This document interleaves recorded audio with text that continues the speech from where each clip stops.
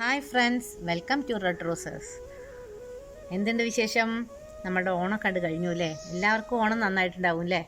എൻ്റെ ഓണം അടിപൊളിയായിരുന്നു കേട്ടോ. അപ്പം ഇനിയിപ്പോൾ വെജിറ്റബിൾ നമുക്കണ്ട് മാറ്റി വെച്ചിട്ട് കുറച്ച് നോണായിട്ടുള്ള സാധനങ്ങൾ ഉണ്ടാക്കിയാലോ? അപ്പം ഞാൻ നോൺ വെജ് എന്തെങ്കിലും ഒന്ന് ഉണ്ടാക്കാൻ വെച്ചു. വെജിറ്റബിൾ കഴിച്ച് എല്ലാവർക്കും മതിയായിട്ടുണ്ടാവുമല്ലോ. ഇന്ന് ഞാൻ ചിക്കൻ വാങ്ങി. അപ്പം വിചാരിച്ചു നല്ല ഒരു കറി ഉണ്ടാക്കാമെന്ന്. മലബാറി ചിക്കൻ കറിയാണ് ഞാൻ ഉണ്ടാക്കുന്നത്. സ്പൈസി മലബാറി ചിക്കൻ കറി. നല്ല കറിയാണ് കേട്ടോ. ഞാൻ പലപ്പോഴും അത് ഉണ്ടാക്കിയിട്ടുണ്ട്. അപ്പോൾ അതൊന്നങ്ങോട്ട് ആവാൻ വെച്ചു. ഈസി ചിക്കൻ കറിയാണ്. അപ്പോൾ നമുക്ക് മലബാറി ചിക്കൻ കറി ഉണ്ടാക്കാൻ വേണ്ടിയിട്ട് അടുക്കളയിലേക്ക് പോവാം. ഉണ്ടാക്കിയിട്ട് അത് കഴിച്ച് നോക്കിയിട്ട് അതിൻ്റെ ഫീഡ്ബാക്ക് എന്താ വെച്ചാൽ ഞാൻ നിങ്ങളോട് പറയാം. നല്ല മലബാർ സ്പൈസി ചിക്കൻ കറിയാണ് ഉണ്ടാക്കുന്നത്. അതിന് 500 ഗ്രാം കഴുകി വെച്ച ചിക്കൻ ഉണ്ട് കേട്ടോ. ഇത്ര വലുപ്പത്തിലുള്ള പീസസ് ആയിക്കോട്ടെ, അല്ലെങ്കിൽ നമുക്ക് ഉടഞ്ഞു പോകുന്നു. ഇതിന് വേണ്ട ഇൻഗ്രീഡിയൻസ്: ഒരു 3 സവാള, 3 തക്കാളി, 1 ഉരുളക്കിഴങ്ങ് ചെറുതായി അരിഞ്ഞത്, കുറച്ച് പെരിഞ്ചീരകം, വെളുത്തുള്ളി, ഇഞ്ചി ചതച്ചത്, കറിവേപ്പില, മല്ലിയില, ഉണക്കമുളക്, ഒരു 8 പച്ചമുളക്, 2.5 സ്പൂൺ മല്ലിപ്പൊടി, സ്പൂൺ കുരുമുളക് പൊടി, 1/2 ടീസ്പൂൺ ഗരം മസാല, കുറച്ച് കല്ലുപ്പാണ് ഇതിന് വേണ്ടത്. പിന്നെ സാധാ മുളക് പൊടി, അതായത് 2 ടീസ്പൂൺ. അത് അവരവരുടെ എരിവിനനുസരിച്ച്. തേങ്ങാപ്പാല് നിർബന്ധമായും നമുക്ക് വെളിച്ചെണ്ണ ഉണ്ടാക്കണം. വെളിച്ചെണ്ണ വില കൂടുതലാച്ചിട്ട് നമ്മൾ ഓയിൽ യൂസ് ചെയ്യരുത്. അപ്പം അതിൻ്റെ ടേസ്റ്റ് മാറിക്കിട്ടും. വെളിച്ചെണ്ണ മസ്റ്റാണ്. ആദ്യം തന്നെ നമുക്ക് ഈ പൊടികളെല്ലാം കൂടി ഒന്ന് വെള്ളത്തിൽ കലക്കി വെക്കണം കേട്ടോ. സാധാരണ പൊടിയിട്ട് വഴറ്റില്ലാതെ ചെയ്യാം. പൊടികളൊക്കെ ഒന്ന് വെള്ളത്തിൽ കലക്കി വെക്കും. അപ്പോൾ ഒരു കുക്കറിലേക്ക് നമുക്ക് കുറച്ച് വെളിച്ചെണ്ണ ഒഴിച്ചു കൊടുക്കാം. കടുക് പൊട്ടി. ഇതൊക്കെ നമ്മൾ സാധാരണ ചിക്കൻ വെക്കുന്ന പോലെ കുറച്ച് മാറ്റങ്ങൾ വരുത്തും. കടുക് പൊട്ടിയതിന് ശേഷം നമുക്ക് പെരിഞ്ചീരകം ഇട്ട് കൊടുക്കാം. ഉണക്കമുളക്, പിന്നെ പെരിഞ്ചീരകം രണ്ടും ഒപ്പം കിടക്കാണ്ട് ആയിക്കോട്ടെ. ഈ കറി ഇങ്ങനെ ഉണ്ടാക്കി നോക്കൂട്ടാ, നല്ല ടേസ്റ്റാണ്. അപ്പോൾ ഇതൊക്കെ നന്നായിട്ട് മൂട്ടും. ഇതിലേക്ക് നമുക്ക് ഇഞ്ചി വെളുത്തുള്ളി പേസ്റ്റ് ഇട്ട് കൊടുക്കാം. അത് നന്നായി മൂക്കണം. അപ്പോൾ നമ്മുടെ കറിവേപ്പില ആയിരുന്നു.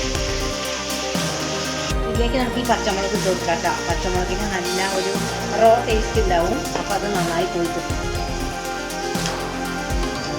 പച്ചമുളക് പക്ഷേ വേഗം ആയി.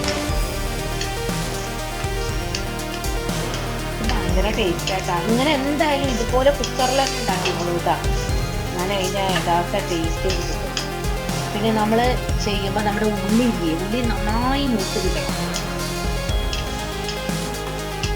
ഉരുളക്കിഴങ്ങ് ഞാൻ ഇട്ടിട്ടുണ്ട്. അത് ഇട്ടാൽ ഒരു കൊഴുപ്പ് കിട്ടും. വേണമെങ്കിൽ നിങ്ങൾക്ക് ഒഴിവാക്കാം, ഓപ്ഷനിലാണേ. അപ്പോൾ നമ്മുടെ പച്ചമുളക് ഇടാം. ഏകദേശം ഇതായി കിട്ടി. ഇനി ഉള്ളി വഴറ്റിയല്ലേ, അപ്പോൾ അത് അതിന് കിടന്ന് ആയിക്കോളും. അല്ല ഇതല്ലോ ഇങ്ങനെ നൈസായിട്ട് അരിഞ്ഞ ഉള്ളിയായിട്ടോ. കണ്ടോ ഇങ്ങനെ ലെയറായി കിടക്കുന്നത്.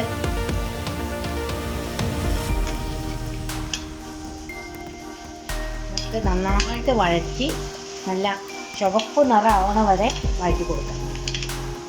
എന്നിട്ട് മാത്രമേ തക്കാളി ഇടണ്ടൂ. കുറച്ച് ഉപ്പിട്ട് കൊടുക്കാം. കണ്ടില്ലേ, ഇനി നല്ല രസമായിട്ട് വന്നു. ഞാൻ ഇത്ര ഉപ്പാണ് ഇടുന്നത്, കല്ലുപ്പാണ്. അവരവരുടെ ആവശ്യത്തിനനുസരിച്ചുള്ള ഉപ്പ് നിങ്ങൾ ഇട്ട് കൊടുക്കും കേട്ടോ. പിന്നെ എല്ലാ വീഡിയോസിലും പറയണതാണ് ഓരോരുത്തരുടെ ആവശ്യത്തിനുള്ള ഉപ്പ്. ചില ആൾക്കാർക്ക് ബീഫ് ഉള്ളവരുണ്ടാവും. അപ്പം ഉപ്പ് അതിനനുസരിച്ച് കുറച്ച് യൂസ് ചെയ്യണവരുണ്ടാവും. അങ്ങനെയൊക്കെ അപ്പം അവരവരുടെ ആവശ്യത്തിന് ഇട്ട് കൊടുക്കും. ഞാൻ ഉപ്പ് അത്യാവശ്യമൊക്കെ ഉപയോഗിക്കാറുണ്ട്, കൂടുതലായിട്ടല്ല, ആവശ്യത്തിന്. ഷുഗറുള്ള ആൾക്കാർക്കാണെങ്കിൽ നമ്മൾ പായസം ഉണ്ടാക്കുമ്പോൾ മധുരം കുറവായിട്ടല്ല യൂസ് ചെയ്യുന്നത്. അപ്പോൾ അതൊക്കെ ഓരോരുത്തരുടെ ആവശ്യത്തിനനുസരിച്ച് അവരവരെ ഇടും. അതൊക്കെ ഓരോരുത്തരുടെ പേഴ്സണൽ പ്രിഫറൻസ് ആണ്. 1 ടീസ്പൂൺ നമുക്കിതിൽ നെയ്യിട്ട് കൊടുക്കാം കേട്ടോ. അപ്പോൾ ഇതിൻ്റെ ടേസ്റ്റ് വേറെ ലെവലായി മാറും. ഇനി ഇളക്ക് തന്നെ നല്ല പരിപാടി. അപ്പോൾ ഈ ഉള്ളി ഇത്രയായി. അതിലേക്ക് നമുക്ക് ഈ തക്കാളി ഇട്ട് കൊടുക്കാം. അത് കഴിഞ്ഞ് നമുക്ക് ഉരുളക്കിഴങ്ങ് നന്നായിട്ടൊന്ന് വഴറ്റി കൊടുക്കാം കേട്ടോ. ഈ തക്കാളി ഇട്ടി തുടങ്ങിയിട്ടൊന്നാവട്ടെ. ഇതിലേക്ക് നമുക്ക് ഉരുളക്കിഴങ്ങ് ഇട്ട് കൊടുക്കാം. ഉരുളക്കിഴങ്ങ് നന്നായിട്ടൊന്ന് അങ്ങോട്ടേ വഴറ്റി എടുത്തിട്ട് ബാക്കി പരിപാടി ഒന്ന് നന്നായിട്ട് ആവട്ടെ കേട്ടോ. കലക്കി വെച്ച എല്ലാ പൊടികളും നമുക്ക് ഇതിലേക്ക് ഒഴിച്ചു കൊടുക്കാം കേട്ടോ. ഉണ്ട്, അപ്പം നല്ല പേസ്റ്റ് ആയിട്ടുണ്ടായിരുന്നു അത്. ഒപ്പം നമുക്ക് ഈ ചിക്കൻ കൊണ്ട് ഇട്ട് കൊടുക്കാം.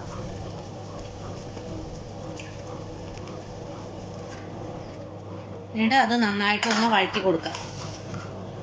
കണ്ടോ, ഇതിലെല്ലാം പിടിക്കുന്നത് കണ്ടോ. നമ്മളേ വെളിച്ചെണ്ണയ്ക്ക് അടിയിൽ ഒഴിച്ച കാരണം അത് അടിയിലും പിടിക്കില്ല. ഇതൊന്നും അങ്ങോട്ട് വഴറ്റി കൊടുക്കട്ടെ. ഇത് നന്നായി വഴറ്റി കൊടുത്തപ്പോൾ കണ്ടോ, അതിന്ന് ഇങ്ങനെ വെള്ളം ഇറങ്ങി വരുന്നുണ്ടോ. പിന്നെ നമ്മൾ പൊടികളൊക്കെ ഇട്ട് കൊടുത്തിട്ടുണ്ടല്ലോ. എന്നിട്ട് നമുക്ക് ഇതൊരു 2-3 വിസിൽ, അപ്പം അതിൽ എല്ലാം പിടിച്ചോളും. അതുകൊണ്ട് അടച്ച് വെച്ച് കൊടുക്കാം. ഇനി 2-3 വിസിൽ വരട്ടെ. ഇതിലെല്ലാം നന്നായിട്ട് മുളകും ഉപ്പും മല്ലിയും എല്ലാം പിടിക്കുകയും ചെയ്യും. ഇത് നന്നായി വേവുകയും ചെയ്യും. അപ്പോൾ നമുക്ക് ഇതൊന്ന് തുറന്നു നോക്കാം. 3 വിസിൽ വന്നു. ചിക്കൻ്റെ ഇപ്പോഴത്തെ സ്ഥിതി എങ്ങനെയാണെന്ന് നോക്കുക. ഓ, ചിക്കൻ നല്ല സോഫ്റ്റായി. നമ്മളുടെ പുള്ളിയൊക്കെ ഇതാ നന്നായിട്ട് അലിഞ്ഞു. ഇതൊന്ന് വറ്റിയതിന് ശേഷം നമുക്കിതിലേക്ക് തേങ്ങാപ്പാൽ ഒഴിച്ചു കൊടുക്കാം. നമുക്ക് ഉപ്പുണ്ടോ നോക്കുക. ഉപ്പെല്ലാം പാകത്തിനുണ്ട് കേട്ടോ. ഇനി ഇതിൽ ഉപ്പൊന്നും ഇടണ്ട, എല്ലാം നല്ല പാകത്തിനാണ്. അപ്പോൾ നമുക്ക് ഇതിലേക്ക് തേങ്ങാപ്പാൽ ഒഴിച്ചു കൊടുക്കാം. തേങ്ങാപ്പാൽ ഒഴിച്ചാൽ ചെറുതായിട്ടൊരു തിള വന്നാൽ മതി കേട്ടോ. നമുക്കിതൊന്നിങ്ങനെ ഇളക്കി കൊടുത്ത് ചെറുതായിട്ടൊരു തിള വന്നാൽ നമുക്കിത് വാങ്ങി വയ്ക്കാം. അപ്പോൾ നമുക്കിവിടെ ഓഫ് ചെയ്യാം. ഇതിലേക്ക് മല്ലിയില ഇട്ട് കൊടുക്കാം. നമ്മൾക്ക് മറ്റേ മല്ലിയില കിട്ടാനില്ല. എന്താ വെച്ചാൽ ഷോപ്പുകളൊന്നും ഇല്ല, ഓണായിട്ട് അവധിയാണേ. അത് കാരണം ഞാൻ ഈ മല്ലിയില എടുത്തത്. എനിക്ക് മറ്റേ മല്ലിയിലയാണ് ഇഷ്ടം, നമ്മുടെ സാധാ യൂസ് ചെയ്യണ മല്ലിയില.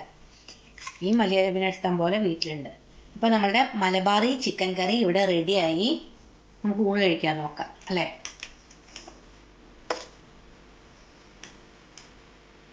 എല്ലാവരും ഇത് ഉണ്ടാക്കിക്കോളൂ, വളരെ എളുപ്പമാണ്. ഈസി ചിക്കൻ കറിയാണ്, ടേസ്റ്റിയാണ്. ഇനി നമുക്ക് പുതിയ വീഡിയോ ആയിട്ട് അടുത്തന്നെ കാണാം. ചിക്കൻ കറി നിങ്ങൾക്ക് ഇഷ്ടമായോ? നല്ല സിമ്പിൾ ആൻഡ് ഈസി ചിക്കൻ കറി അല്ലേ. നല്ലൊരു ടേസ്റ്റ് ഉണ്ട്. ആ നെയ്യിൻ്റെ ഫ്ലേവറൊക്കെ നന്നായിട്ടുണ്ട് കേട്ടോ ചിക്കൻ കറിയിൽ.